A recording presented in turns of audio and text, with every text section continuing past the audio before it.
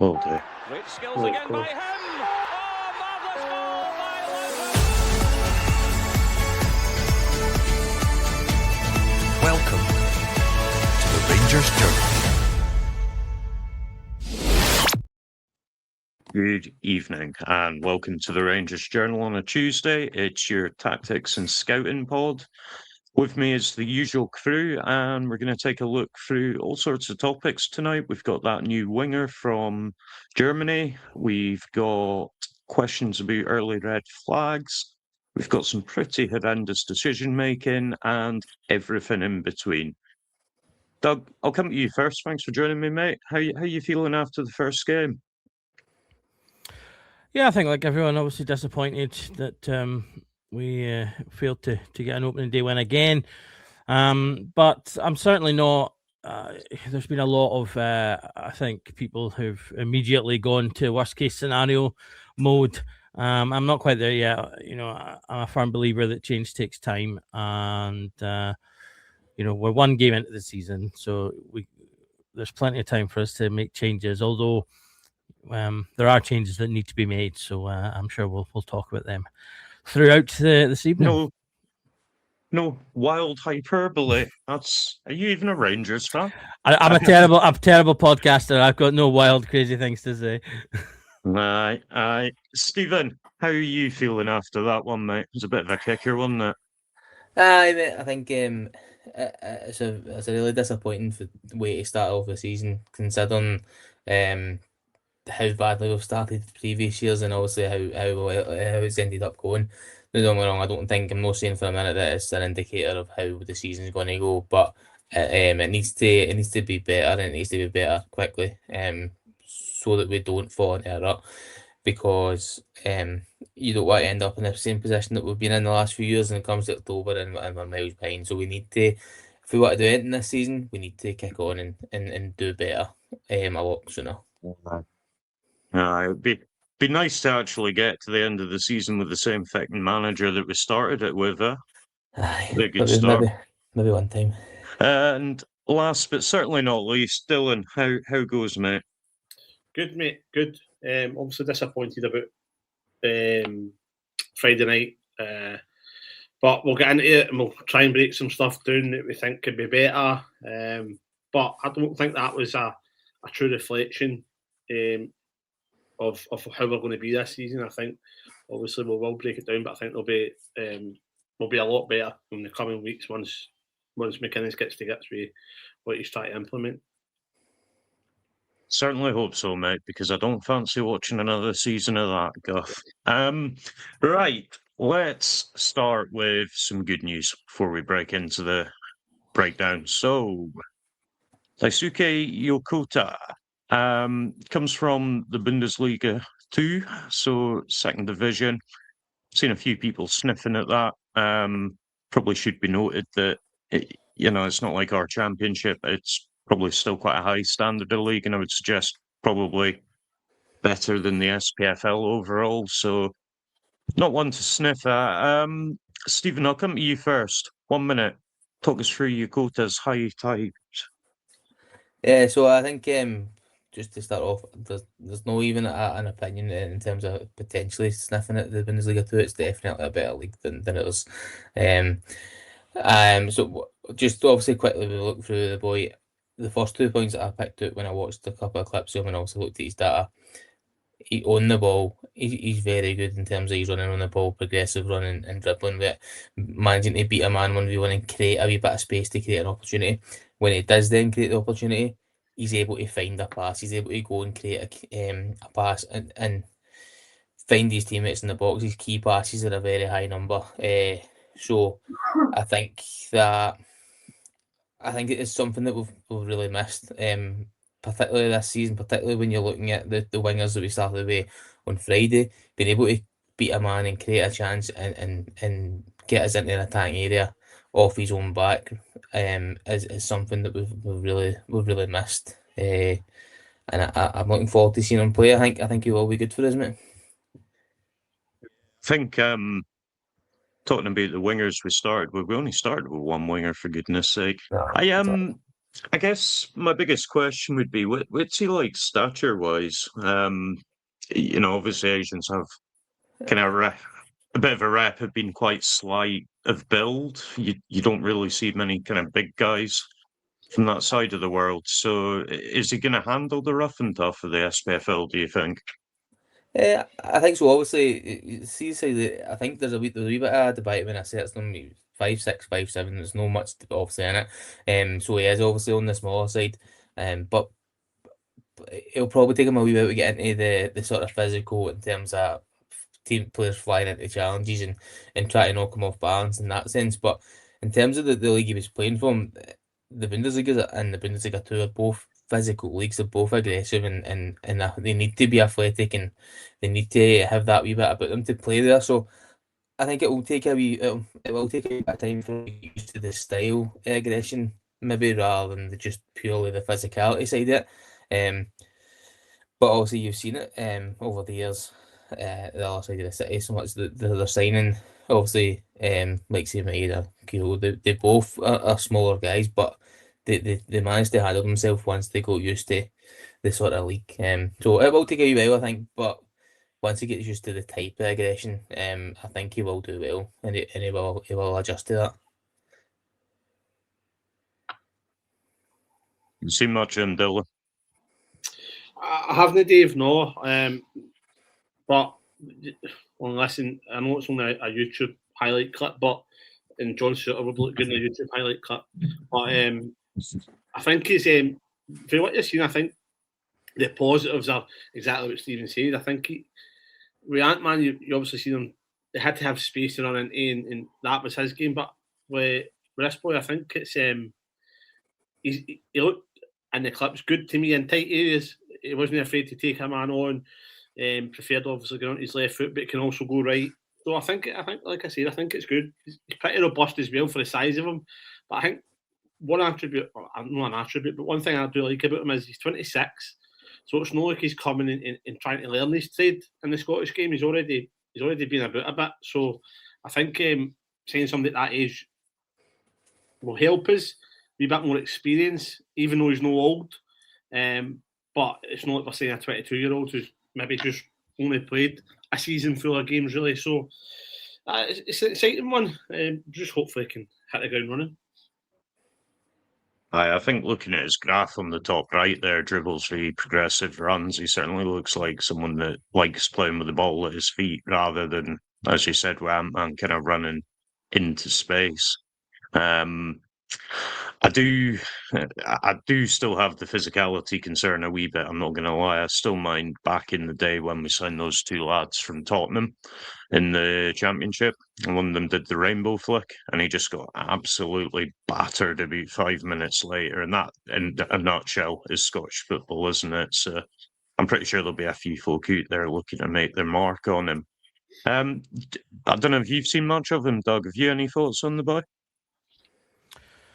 Yeah, I mean, I think, like Stephen said, the German football isn't exactly full of wallflowers. He's played in Poland as well, which is a tough league. So I think he'll be able to adapt to that reasonably well. Because I certainly hope so. You tend to find the Asian players that do come over to Europe are able to handle that.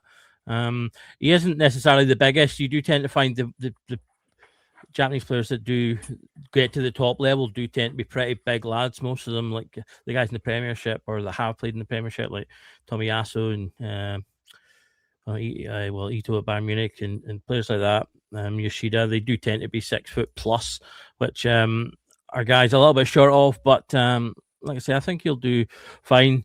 I think Japanese players or Asian players actually in general tend to be similar to North American players in terms of they're usually always very fit and athletic, lots of energy. So I think he'll bring a lot to the team in that regard. So it then just comes down to the technical quality and let's see, can they adapt to the style of the league? And if he can do that, then as I say, hopefully he can be a successful signing for us. Yeah, I think, as Stephen mentioned, it is quite a technical league that he was playing in anyway, so hopefully he's got the goods there. Exciting signing for me. don't know if that's just because we've actually signed a winger at long last, or if I'm genuinely excited. I guess we'll find out. Sounds like he might get an early baptism of fire with Rangers looking to get him in. One of the 2 changes that are allowed up till the night of the game before. So, Derek McInnes. Question to the group. Why did we sign him? And what I mean by that is probably a bit more structured, putting it this way. Do you think the owners signed him because he was the coach that they wanted? Or do you think that it was almost a bit of a, this will get the fans back on side after a disaster class with Russell Martin? I don't know, we were speaking about this in the group chat. There seems to be a wee bit of a lack of strategy there. If you look at the last few managers, they've all been kind of different in the ways that they play, and you wonder where that overall guiding strategy is. Any thoughts? Do you think it was a fan job, or? Personally, I think we also spoke about it. There is differences between the last 3 managers in terms of Martin Rowe and McInnes. Their style's different, and they play slightly different football. But I don't think there's a massive difference between Rowe and McInnes, except maybe a wee bit more experience, a wee bit more know-how to be a bit more structured. You look at it, playing the sort of 2 in the middle and playing the 4-4-2 or the 4-2-2-2 for Rowe, it's not a massive difference. So I do think though that coming off the back of the 2 managers who obviously Martin was horrendous, and then Rowe also kind of fell away. I think when they got the chance to get Rowe out the door, they knew that bringing McInnes in, or they hoped that bringing McInnes in would probably appease the fans. I think, and I'm not saying that's the only reason they brought him in, but I think it's one that they felt was the safest option for them. And he can still go out and have a good style of football and play slightly similar to Rowe, but I think it's more to appease the fans, mainly. Doug? You're on mute, mate. Yeah, that's my book in there. The worst part is you always realise it the second it's pointed out to you as well. Mm-hmm. I think there's a tendency when things aren't going your way that people say, "Oh, there's just no strategy. They're bundling about doing whatever." When in fact there is a strategy, and they are trying to adapt to where the deficiencies are being shown. So I think there was a lot of positivity when Kavanagh came out and said, "Look, we're going to have a look. We want to build the spine. We want to improve the identity, the Scottish identity of the club. We want to bring in leaders." Said all those things that fans had been saying for the 12 months prior, and then they go out and they do all those things. But until it actually works and it clicks and the right players, we do get the right players, even though when you bring in players that aren't right, if they're still within the right mold of what we were looking for and what people said we should be looking for, I think there is a level of strategy there. And they have to also get the credit for one thing. I do think that this board has been better at is being more decisive and going, this hasn't worked. We're going to change it now. We're not going to give it another 6 months. We're not going to just wait and see. They've kind of made the changes when they needed to. We had a little bit of fortune, I think. And that they obviously did say they were going to stick with Roll, but then circumstances came for that to kind of naturally change. But then they kind of rolled with that. Yeah, it was quite an easy, natural kind of end to that, wasn't it? Yep. Dylan, have you any kind of thoughts on that? Appeasement or strategy? I don't know. I think it was a bit of both, Dave, to be honest with you. I think the fact that they were able to get Roll out the door was what a lot of their fans wanted. And then I think at times, well, when McInnes having a good season with Hearts, the majority of Rangers fans were saying, well, the obvious option staring you in the face, go and get them, as Rangers. And so I think it was all just sort of rolled into one, do you know what I mean? I don't think they've done it to appease the fans, but they knew it would appease the fans. But I also think that if you take that Hearts team to a couple of minutes to winning the league, then I don't think it was a bad idea for the board. And listen, I don't think none of us are shooting them down now, but I think we maybe thought we'd be a wee bit more structured and not as open as the other night. And I think a lot of fans, the other night thought that we would just sort of walk over the top of Dundee United. But let's see how the season pans out. That's it, mate. That's it. Well, do you know what? Boy, we were open.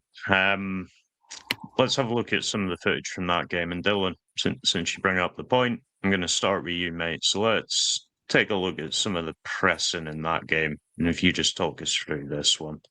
Mm-hmm.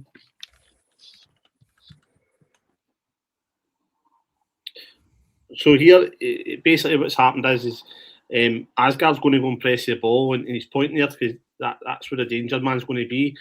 For me in the Deary, Asgard just needs to sit where he is, and the Deary or Shanklin can go and press this, and this is what happened a lot throughout the game.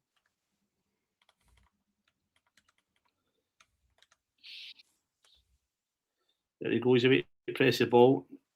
Now Shanklin does well there to read the danger. But again, look how open we were there in the middle of the park. It's such a big space, and if they do find that ball in there, then they're breaking through the lines. There's again the distances between players here. Now it doesn't come to much, but Sterling's also caught in between in no man's land, and Godfrey's had to go out and deal with that sort of second ball. So again, it's just wee warning signs that we saw quite early on in the game. And Dundee United worked it well, to be fair to them, to create those spaces. And I just thought Rangers we didn't deal with it well at all. And then this one you're going to see it's going to run on for a bit, but there is major problems here, and Dundee United do well to execute the passes.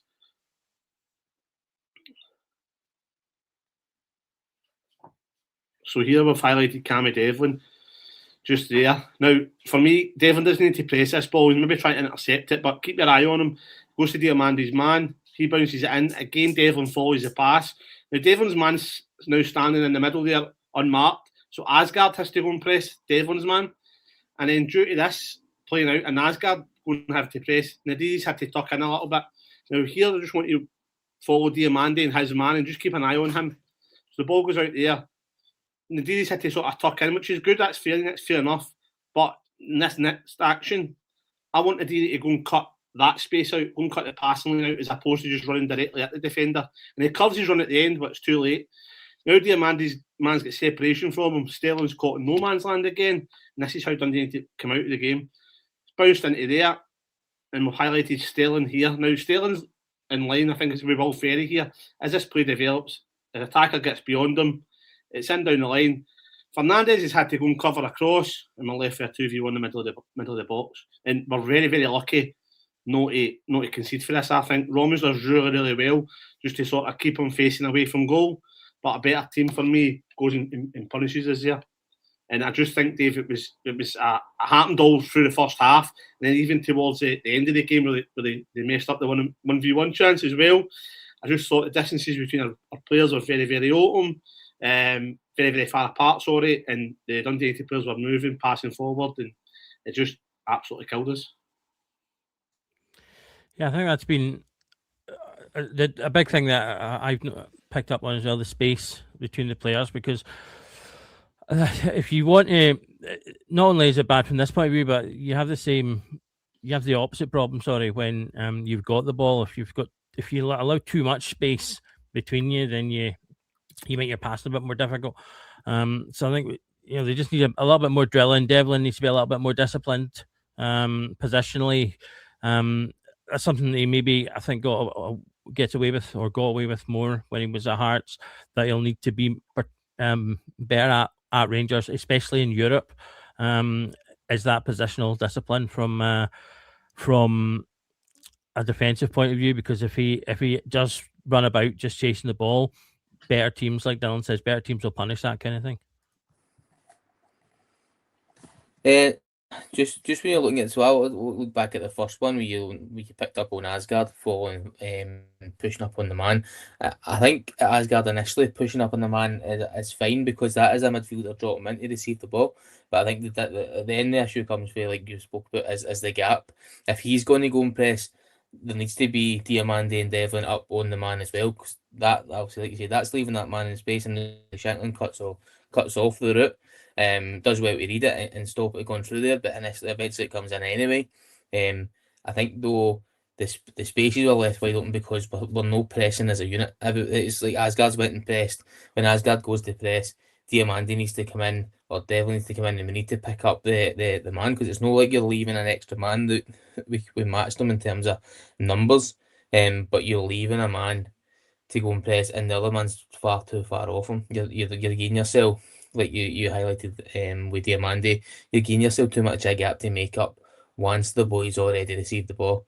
You've got to be making that gap up before the ball comes to him, because then you're getting yourself far too much work to do. And I think you're right, mate. Do you think? Sorry. That's all right. Do you think that's just time together, or do you think? I think they should already have that.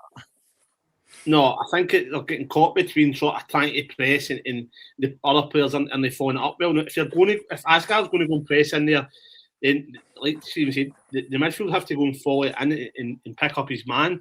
But for me, like he is going to press himself. For me, that ball's not a danger there. I would rather Asgard just stayed with his man and let the man on the ball have to pick the pass. But Asgard almost makes the boy in the ball's mind up by going to press, and if he does slide that ball in there, then obviously they've broke the press. But for me, I just don't think that, and it happened a lot. We went and chased balls that we didn't need to go and chase. And you see it when the next clip, and Cammy Devlin goes and then Asgard goes, and it just sort of it wasn't working like a team for me. It was individuals going to press. They were pressing at the same time, slightly too late, but we're too far apart from each other. And they got it all wrong. I think in this one, Devlin's the one that starts it and is really messes it up for me, because he leaves his man and that man then breaks out and goes and free, goes and sets him free. Just here. Now I don't mind that if he goes and wins the ball, but also you can't go and chase this pass here. Just for me, just go back into your man there and cut that pass off. Shanklin will deal with that. And Asgard goes. And it's Do you just think that's fair, Stephen?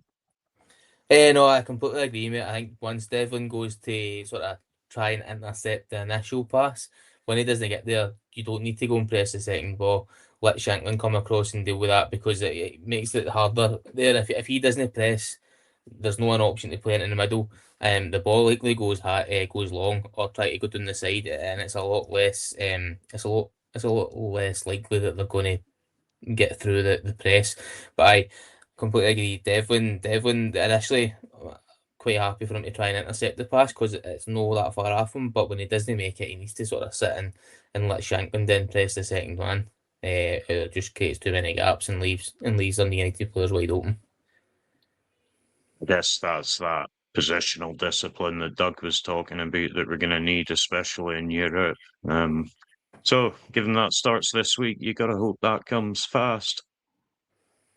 I think we've seen it against West Ham. Sorry, there's something again, but you've seen against West Ham, we did press high at times, but we pressed as a unit. Or when we didn't press high, we sat off and made them try and play through us, which we obviously highlighted last week. So it's just, the contrast between that game and this game was a wee bit confusing, but it should hopefully come with time. But it's been an issue for a while now. Can I just jump in there as well? Why do you think that is? Go for it, Bill. See there, right? And it ties in with the goal that we conceded. Diamandi's awareness there is terrible. He's just ball watching, he's just jogging about the park. And his man, who's man marking, is then going and picking up the ball in space. And before Diamandi's realised the ball's at him and the 1-2's been played. But then, on the action after that, Sterling's right in line with Will Ferry. You're not telling me Will Ferry's quicker than Sterling. And there's just not enough desire to get back in there. When I think that maybe it's like, oh, sorry, there's somebody back there, they'll deal with it. And we see that with Fernandez's track back that we'll get into as well. So I think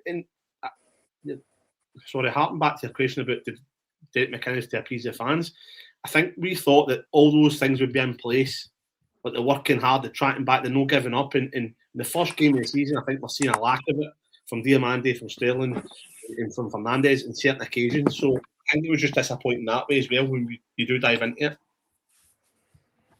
Well, do you know what? Let's have a look at it then. So here is the goal that we conceded.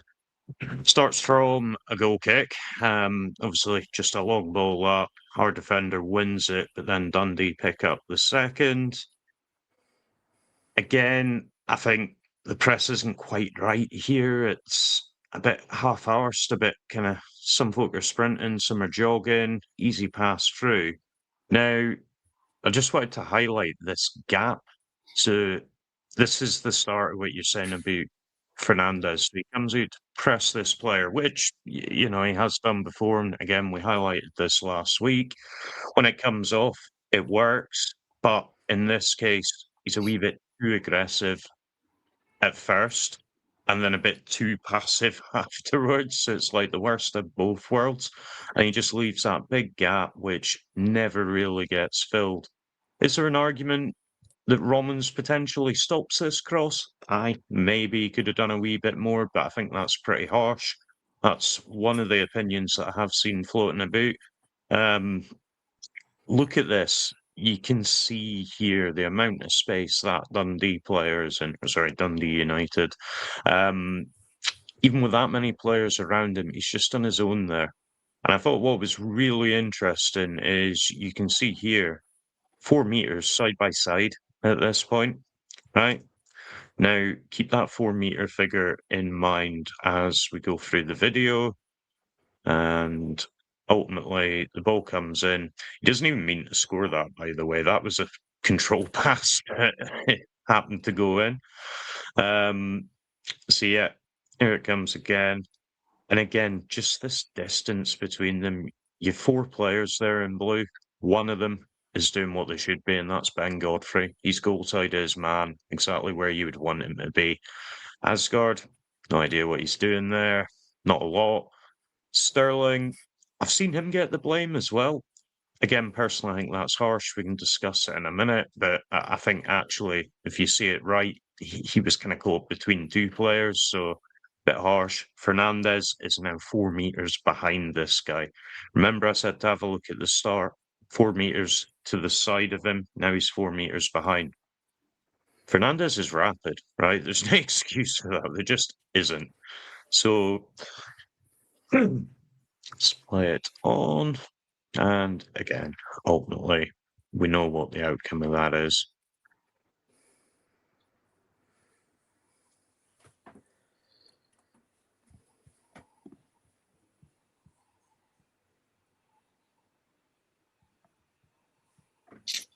It's really good ending. Yeah.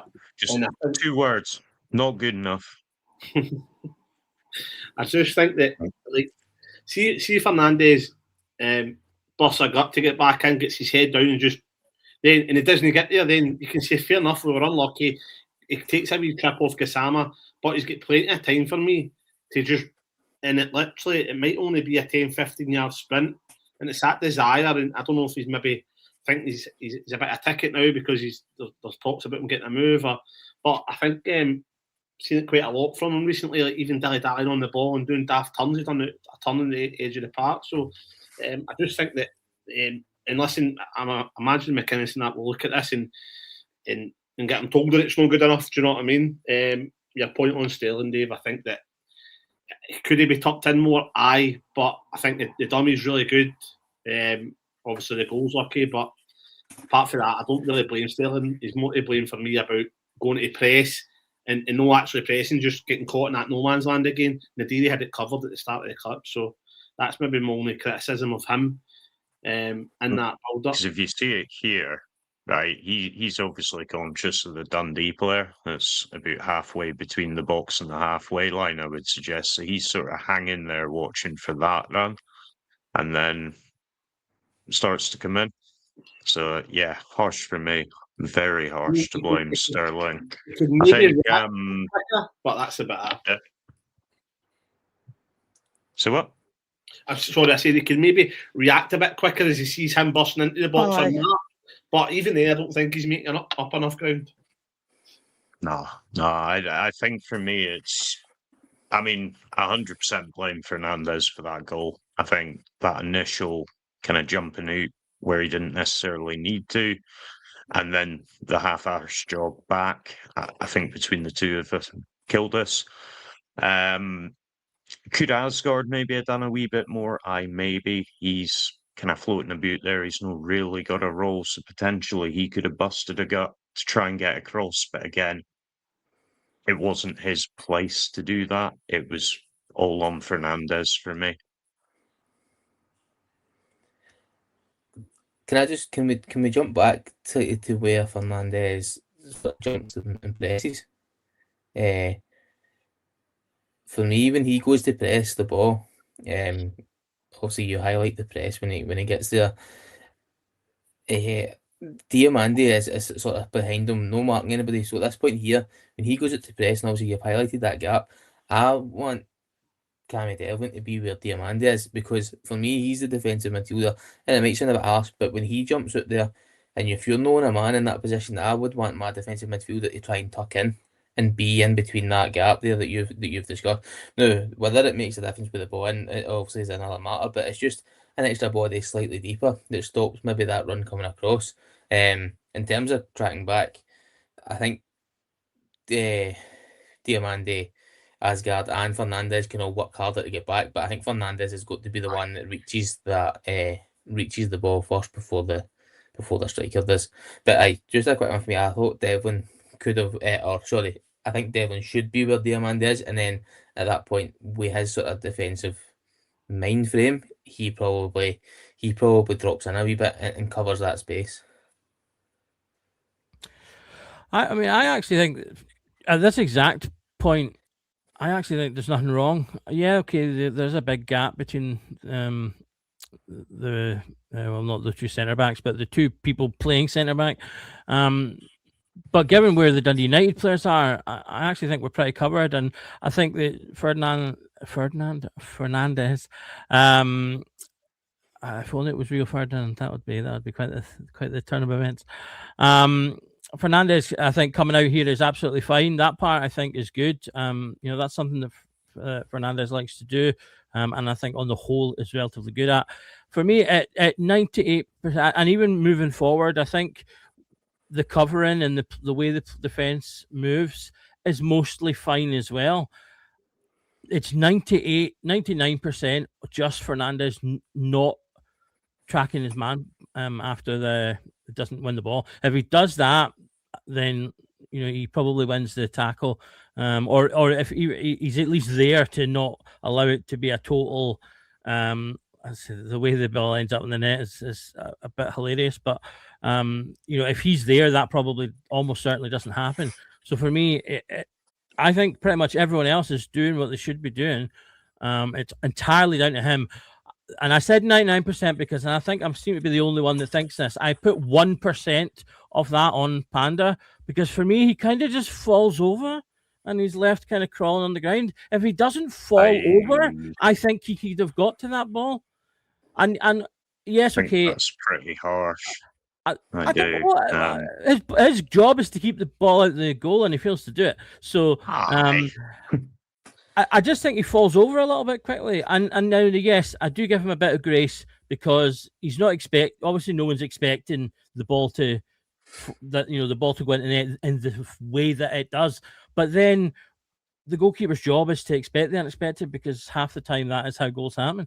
So like I say it's only 1%. I'm not giving him too much crap for it. But I just think I want to delve into that. For me, at the point, at the entire time the ball is rolling slowly into the goal, he's on the ground, and I just think if he's on his feet, he has enough time to get to it. And so that's the only other thing I would say. Like I say, it's a tiny thing, and I'm not giving him a huge amount of crap for it because, like I say, it was unexpected.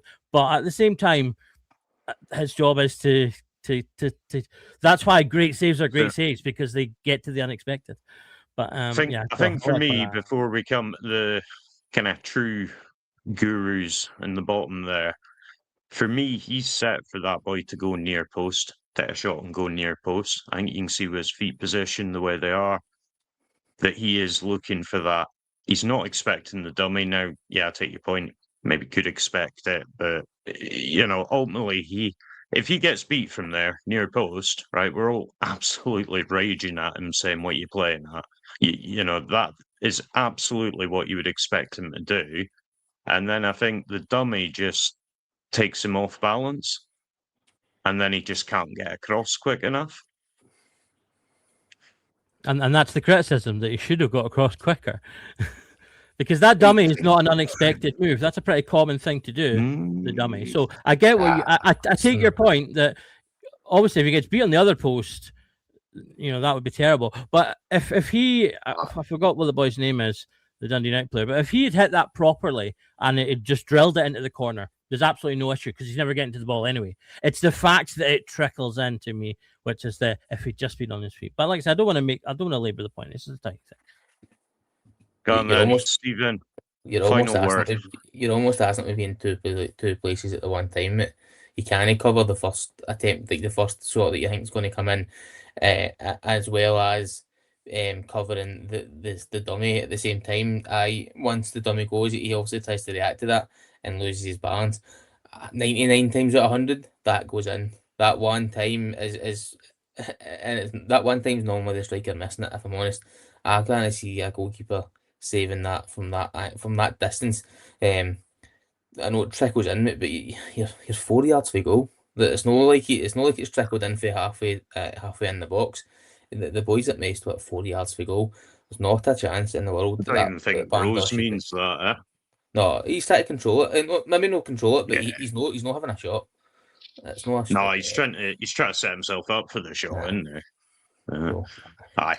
Okay then, let's talk about Mr. Fernandez and potentially Mr. Chermiti as well.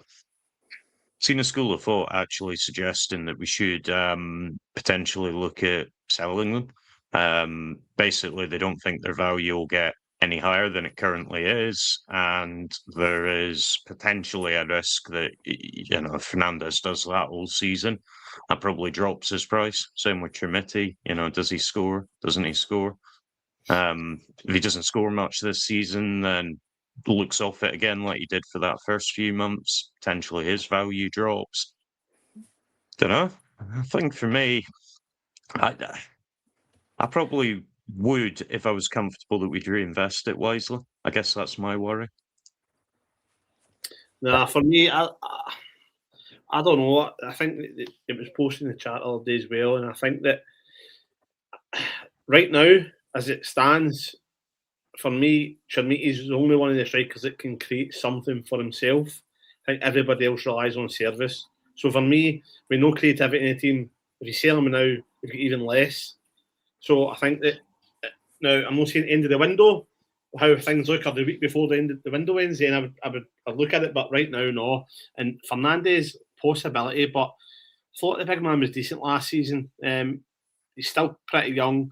He's played in the new league, and I think that mistakes are going to happen. Do you know what I mean? I think though those type of mistakes there, like I don't mind them coming out tight and getting a toe on the ball, but then you've got to work harder getting back in. And again, I think that maybe because he's a young player, and that can be coached into him, especially by the manager we've got. He won't let that slide. So I think those are different. If he's making mistakes like John Shooter and getting caught with his feet tangled and trap him up and getting bullied about, then it's different. But I think that right now, as things stand, especially with the defenders that we've got, I think I'm keeping him as well. Yes, with a lack of centre backs, that would be a worry, wouldn't it? Aye. Okay, I'll go.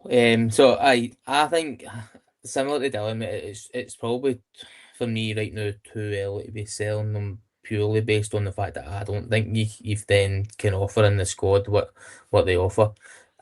If you knew 100% that they were going to go, if you sell Fernandez and Chermiti, you're going to replace that, then I obviously, but it's that's not something that anybody can guarantee. And the way particularly the backline, the way that is sitting just now there's no chance you can sell Fernandes, mate. Maybe like Dylan said, late come the end of the window, if we've strengthened and we're in a position, then who knows? But it's there's no definitive answer because you can't tell what's going to happen between now and September.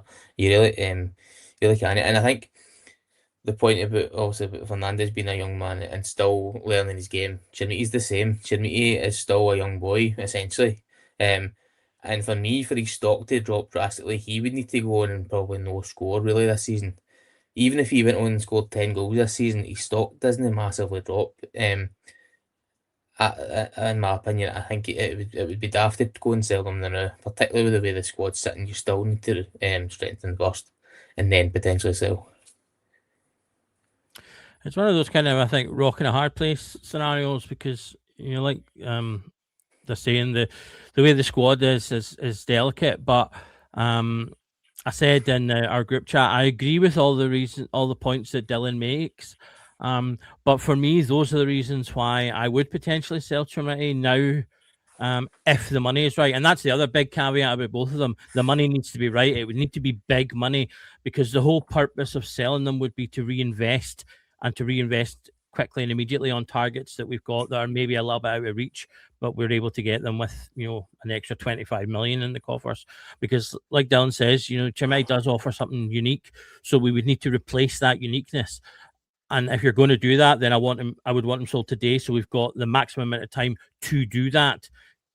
If we leave it, then, if it gets another week or two into the window, then no, we can't sell them because there won't be enough time to replace them. And then there's no value in having made the money.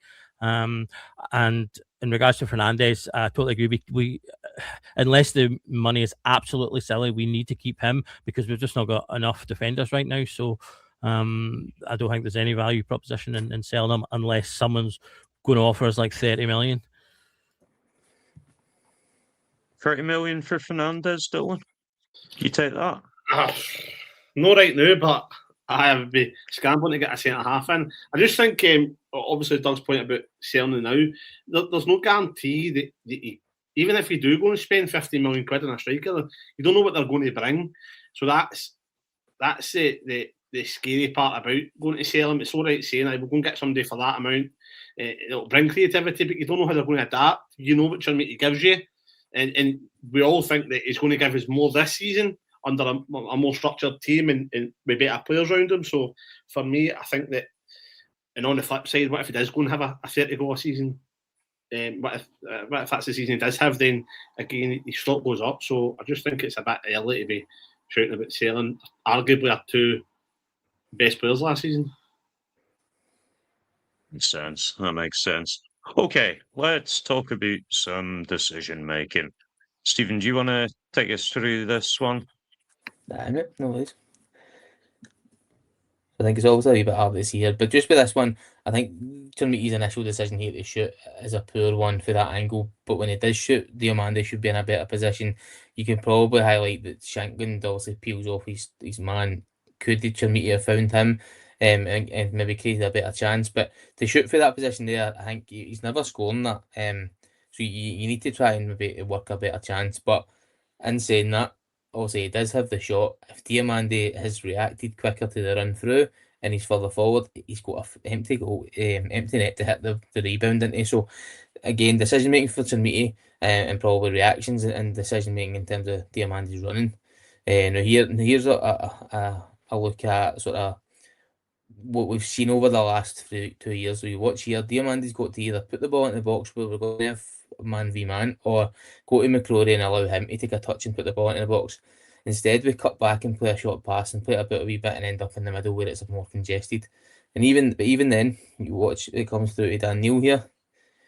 He tries to play the most difficult ball, whereas you could have slipped it through to Devlin because he's got a perfect touch, plenty of time.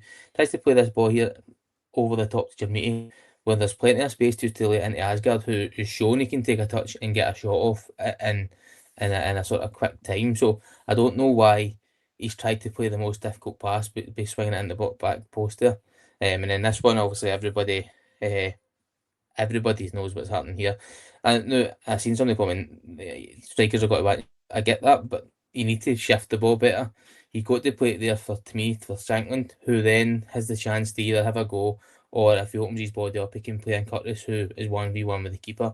So having the shot there, if he's shaped himself properly, is maybe all right, but he's just hit it straight down the goalie's throat. There's much better options at that moment in time. So there's just too many times where we've seen it. Decision making lets us down in key areas. You can make a better decision. You're gonna create better chances and potentially score more goals. And it's just something that we've lacked for a few years now. And obviously signing the boy Yokota for Hanover, he looks like a type of player who maybe creates something off the back of that, and we maybe get more chances and better chances, just so that we can maybe control games a bit better. For me, decision making is lacking. Agreed. I think you see there a little bit of the inexperience of Trinity. Obviously we've touched on the fact he's still a young boy at the moment. He's not played a huge amount of football. Last season was the first season he played, a high frequency since he'd been in Portugal. So, a little bit more composure than he maybe makes the pass. I think it's, obviously it's the last couple of minutes of the game. You're trying to win. And so he's kind of just made the snapshot there when, like you say, I think the ideal scenario there is the ball works its way to Curtis, who would probably have a nice, comfortable finish into the right-hand corner. In regards to the very first one, and Diamande and being in a better position, if only we had a really aggressive attacking right back who was really good at getting into the back post and scoring goals and stuff. Wouldn't that be a great thing? Right, dog. Come on. That's my one. That's my one. Who you could possibly mean? Talking about McCrory, obviously. Needs to be better. Of course you were. Aye, definitely. Do you agree with that, Dylan? Do you think like Dio should have been a bit further forward and better place to take that shot? I do, Dave. I think that even if you, I'll just jump to the next one after it. But when you think back, and this is probably, I'm nitpicking a wee bit here, and I'm not saying that this is what they should do, but I'll jump to that in a second. Diamande should be further up. He should realise that the dangers or the opportunity, I should say, is going to be there for him to go and get on the end of. But at the same time, is he expecting Chermiti to shoot? Is he expecting it to play to Shankland? Is he going to be the bounce pass? You just don't really know because we're a bit all over the place. Now, this one here, I think it's criminal that Daniel doesn't just slide him in there. Even first time, I think he can play the ball into him's decent enough. But it's the last one that I'm going to touch on, Dave, and I think it's this is optional. But everyone wants to talk about, mate. Yeah, I think I'll put this to the chat here. See, for me, right at this moment in time, see if Shankland runs in between the two, Will Ferry goes with him, and then the ball's squared to Curtis. So that's an option there. Shankland just needs to continue his run. It's a dummy run, you call it. It's just a dummy run. He's not going to get the ball. If he is slipped in, then he can square it to Curtis. But if Shankland makes that run, Chermiti slides into Curtis, who's unmarked, because Ferry goes with Shankland, and instead of passing to Shankland, then to go to Curtis, then to have a shot. It's just a one pass to have a shot. And again, that's another option. Now, I know Shankland might not be that type of striker, but I think that he does that quite a lot. He just holds his space quite a lot. And I think we're going to need other players or him to adapt his game a wee bit and offer that running behind. Because if he does it there, I think Chermiti plays the pass and we do win the game. Just to get to that point, I think there, if Shankland runs through it and it goes to Curtis, then fair enough. But I think Chermiti, when he's diving into the box, his mind's made up as soon as he crosses that white line. You can see it instantly, hits that shot, and he doesn't shape his cell and he doesn't move sort of to the right hand side and try and put it on the opposite side. Even to just dummy it and sort of shape up as if he's gone that way and then go near post, he just drives directly at the defender and hits a straight shot down the keeper's throat. And I think he's already made that decision, which obviously, like Doug said, it just harks to his inexperience. A more experienced striker there, like say if that's the opposite way around, if Shankland is hitting his shot there, he's going to shift his body and give himself more to hit, or he's going to try and release it. It's just that wee bit of know-how when it comes to Jim Meaty and all players really, you need to make the right decisions. Like we can sit here, it's easy enough for us to say it, but you need to make the right decisions when you're a professional football player in those circumstances. You're looking to win the game. Go and make that decision that's going to help us win the game. But Dylan makes a fair point. Shankland maybe could make that run in, but I think Jim Meaty's already set to hit that shot as soon as he crosses that line. Committed at that point. Aye. Okay. Do you know what? Let's finish with some light entertainment then. So, Mitch's journal ratings. What did we make of it? I mean, I think it's fair to say Asgard was the best player on the night. Yes. I think Nadiri and Gassama weren't great. Agreed. Shankland was also poor, I thought. Theo Devlin, no far behind. Sterling, Romans, I don't think either of them covered themselves in glory, to be honest. I think they were okay without being good. Fernandez, Godfrey. Yeah, I think that's probably about right. And Pander, probably aye. So, yeah, I think maybe two of them I agree with. Dylan, what did you make of these? What were your thoughts on the ratings overall? I think giving Diamandi a 5 is a bit generous, and Devlin, Romans and Sterling. All right, so does Kieran. Great minds. Romans and Sterling getting a 6 is criminal for me. I thought the two of them are poor. Sterling caught out a lot. I think Godfrey was the best at the back four. Fernandez was poor. Pander did okay with the save. Asgard got a 7. I just think the Diamandi, Devlin, Romans and Sterling should be lower. Godfrey maybe. Godfrey's probably right, to be fair. I think a big one is that everybody's missing is Ross McCrory getting a 6. That's wild. The man came on and all he done was run up to the halfway line and turn back. That's absolutely wild. But I agree with Dylan. I think Asgard, obviously the best player in the park for us. There's still more that could be done, but the majority are probably slightly high. Romans was miles off it. Sterling again, at times he was decent enough, but nowhere near the level that we need him to be. And I even think that the Shankland rating is slightly high because he was miles off it. I know he was involved in the goal. I don't think he actually, as much as he put his body in, it's not like he done hunters. I was there for enough. But I think apart from that, he was completely anonymous at times, mate. But I agree. Obviously, Asgard was the best player in the park, and Panda done decent enough. I think his big thing for me, Panda, was coming off his line. He was very good at coming off his line and sort of giving us a wee bit of security blanket. It's strange seeing a Rangers keeper off their line near their 6-yard box. Doug, and then you take exception with their pal, or not exception. I imagine it's probably slightly controversial, but I mean, I only 50-50 believe it, but I kind of feel like Gassama has been slightly hard done by because I thought he was. The problem with Gassama is, and this is why I say I'm even 50-50 myself on this thought, but the reason I'm saying that is because I said the problem with Gassama is he does everything right up until the last point. I think he's usually shown for the ball. He drives well with it. He runs well. It's the final part where it kind of all falls down, where he either runs a little too far or he doesn't make the right pass. He cuts in when he should pass it. We talked about it last week or the week before. His failures in that part, but I think what he does up until that point is usually pretty good. And I thought that in the first half.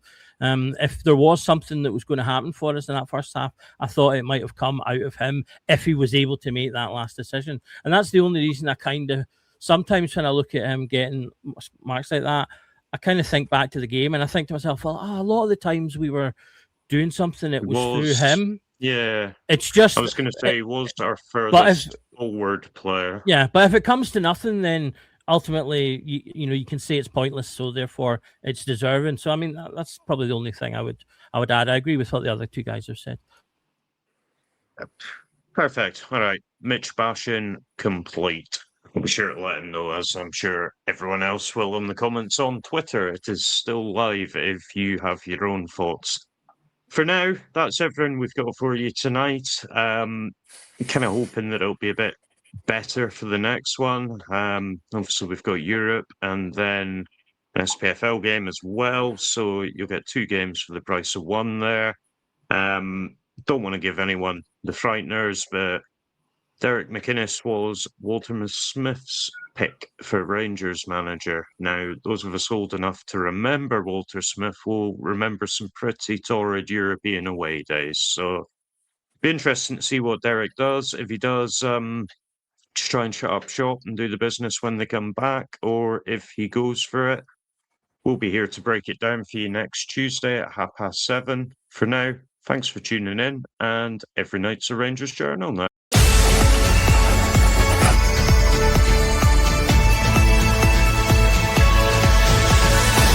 Every night is the Rangers Journal night.